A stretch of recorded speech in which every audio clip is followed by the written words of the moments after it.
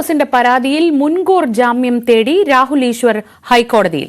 ജാമ്യ ഹർജി കോടതി നാളെ പരിഗണിച്ചേക്കും. അതേസമയം പരാതിയിൽ നിയമോപദേശം കിട്ടിയ ശേഷമേ കേസെടുക്കൂ എന്നതാണ് പോലീസ് നിലപാട്. സമൂഹ മാധ്യമങ്ങളിലൂടെ അധിക്ഷേപം നടത്തിയെന്നാണ് പരാതി. ബോബി ചെമ്മണ്ണൂരിനെതിരായ ലൈംഗിക അധിക്ഷേപ പരാതിയിൽ നടി ഹണി റോസിനെ വിമർശിച്ച് രാഹുൽ ഈശ്വർ രംഗത്തെത്തിയിരുന്നു. വിവിധ ചാനലുകളിൽ ചർച്ചയ്ക്കിടെ രാഹുൽ ഈശ്വർ നടത്തിയ പരാമർശങ്ങൾക്കെതിരെയാണ് ഹണി റോസ് പരാതി നൽകിയത്. ഈ സാഹചര്യത്തിലാണ് രാഹുൽ ഈശ്വർ മുൻകൂർ ജാമ്യം തേടി ഹൈക്കോടതിയിലെത്തിയത്. രാഹുൽ ഈശ്വർ സമർപ്പിച്ച ജാമ്യാപേക്ഷ കോടതി നാളെ പരിഗണിക്കും.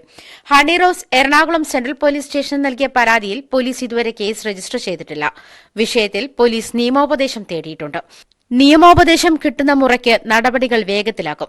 അതേസമയം ഹണി റോസിനെ അധിക്ഷേപിച്ചതിൽ രാഹുൽ ഈശ്വറിനെതിരെ നടപടി വേണമെന്നാവശ്യപ്പെട്ട് തൃശൂർ സ്വദേശി സലീം എന്നയാളും എറണാകുളം സെൻട്രൽ പോലീസ് സ്റ്റേഷനിൽ പരാതി നൽകിയിട്ടുണ്ട്.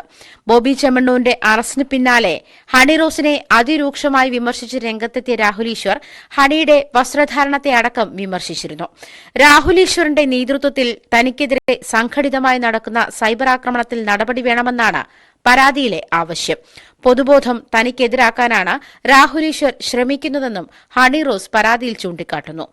ഇതുമായി ബന്ധപ്പെട്ട ഫേസ്ബുക്ക് പോസ്റ്റുകളുടെ അടക്കം പകർപ്പുകളും പരാതിയുടെ ഭാഗമാക്കിയിട്ടുണ്ട്. അതേസമയം ഹണി റോസിനെ താൻ ലൈംഗികമായി അധിക്ഷേപിച്ച ഒരു വാക്കെങ്കിലും കാണിച്ചു തന്നാൽ ജയിലിലേക്ക് പോകാൻ തയ്യാറാണെന്ന് രാഹുൽ ഈശ്വർ പറഞ്ഞു.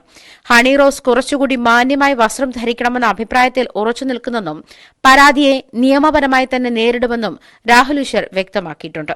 നേരത്തെ നടി അമല പോളിന്റെയും വസ്ത്രധാരണത്തെ വിമർശിച്ചും രാഹുൽ ഈശ്വർ രംഗത്തെത്തിയിരുന്നു. ന്യൂസ് 18 കൊച്ചി.